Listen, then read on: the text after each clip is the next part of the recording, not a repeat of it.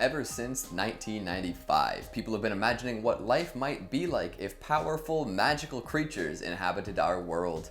Of course, I'm talking about Pokemon and how it has essentially had a vice grip on collectible pop culture for the past 25 years. Kids everywhere clamored to learn every last detail about their favorite creatures and then dreamed all night of a life alongside these mystical companions. Dreams and reality are quite different though, and the mega powerful pets kids are imagining would likely be pretty dangerous. Like, just imagine at this point anybody deciding to Dynamax a Pokemon anywhere in public. Destructive capabilities are ridiculous. What if someone brought a Charizard to a grocery store or a Tauros to a china shop? Pokemon, as fun as they are, would be a disaster. Some are absolutely terrifying too, even beyond their explosions and thunderbolts.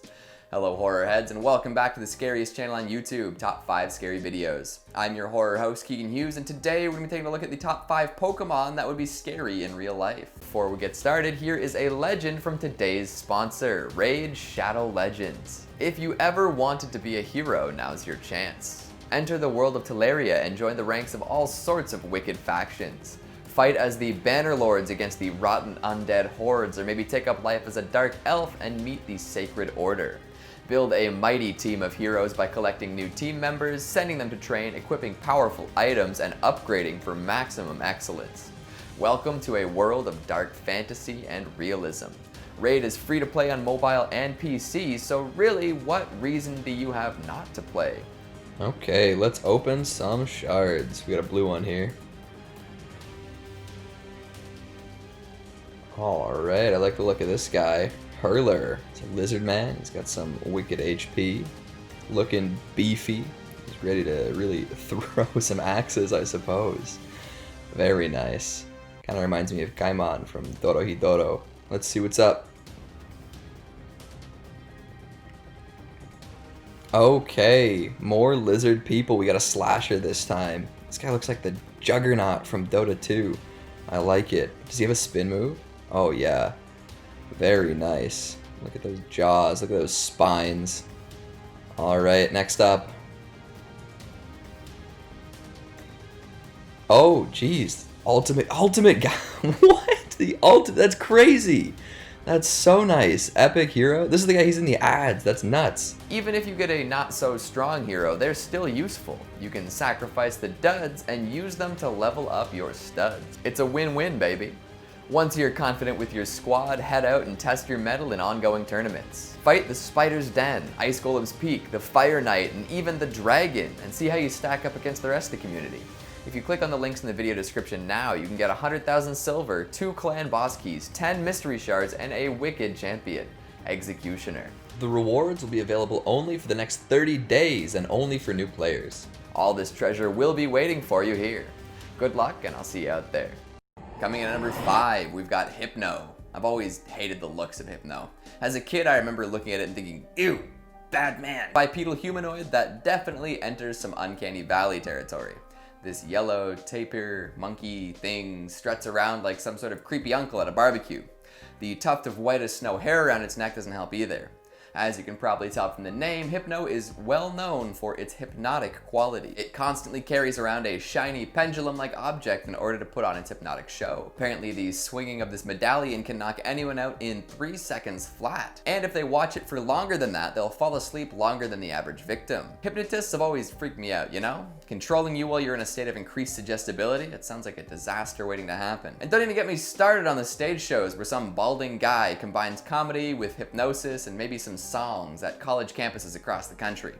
Back to the Pokemon though, Hypno is able to put people to sleep no problem. Once they're dozing, it'll sense their dreams and seek out the good ones to eat. Oh no. They lurk back roads, waiting for prey to come by. It'll often sit in the darkness, polishing its pendulum as it hunts for dreams to chow down on. If the actual act of hypnotizing people and eating their dreams wasn't enough, there's also a truly terrifying Pokedex entry to go along with it. In Fire Red, there's a blurb that reads, "It carries a pendulum-like device. There was once an incident in which it took away a child it hypnotized." It took the child away? And then what? Actually, let's leave it at that. Look too deep and you'll find things you didn't want to know. Coming in at number 4, we've got Voltorb / Electrode. This evolutionary line is really frightening when you think about it. See, it's essentially a mimic. You know the ones. Treasure chests with teeth and tongues waiting to gobble up unassuming adventurers. Or maybe a grand piano that'll thrash around, causing the most horrible racket. But these mimics are especially sinister and deadly. In the world of Pokemon, things only faint if they lose in battle, but in real life, the consequences are much more dire. So Electrode and Voltorb luring people in under the guise of being a Pokeball with something good inside is very dangerous. A 10-year-old child walks up to what they think is a free potion and all of a sudden, boom! They've become a fresh red paint job on the wall behind them. In your final moments, you look at the Pokeball and realize that it's smiling at you. My goodness. The whole exploding when you least expect it bit is only part of the scare factor, too. Have you ever stopped to think about how these little mimics came to be? According to Pokedex entries, they appeared around the same time as Pokeballs were invented. And has anyone really ever explained how Pokeballs work?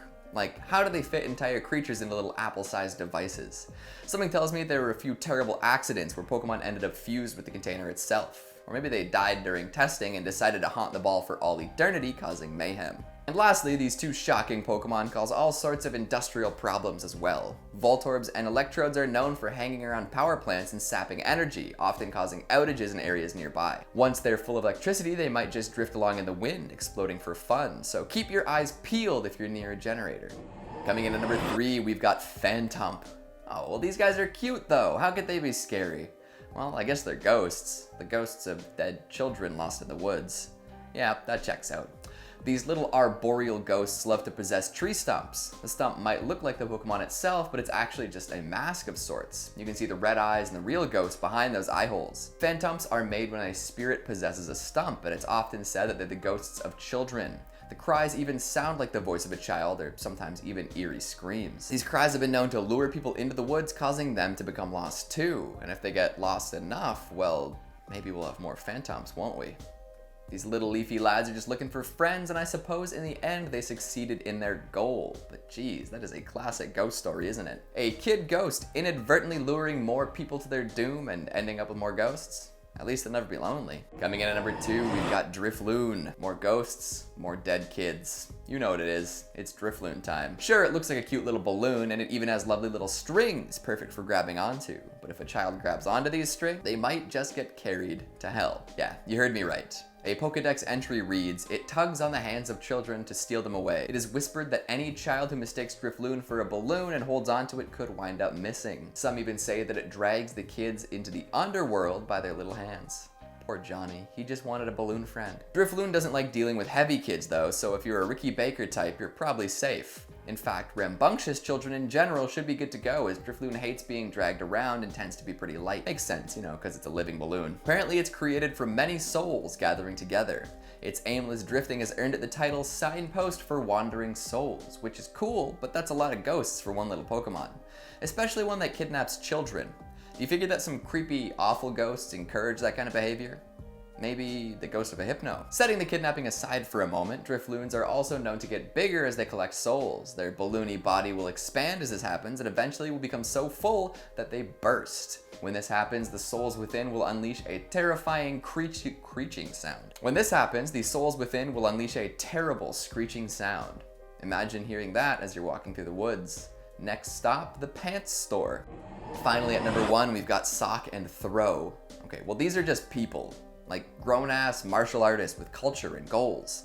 Who thought it would be a good idea for us to capture these dudes and make them fight? It's kind of sick when you think about it. They're wearing gi, for God's sake. They made them themselves. If these red and blue martial arts Muppets existed in the real world, there would be some sort of ethical imperative just to leave them alone. Sock is just a tall blue man.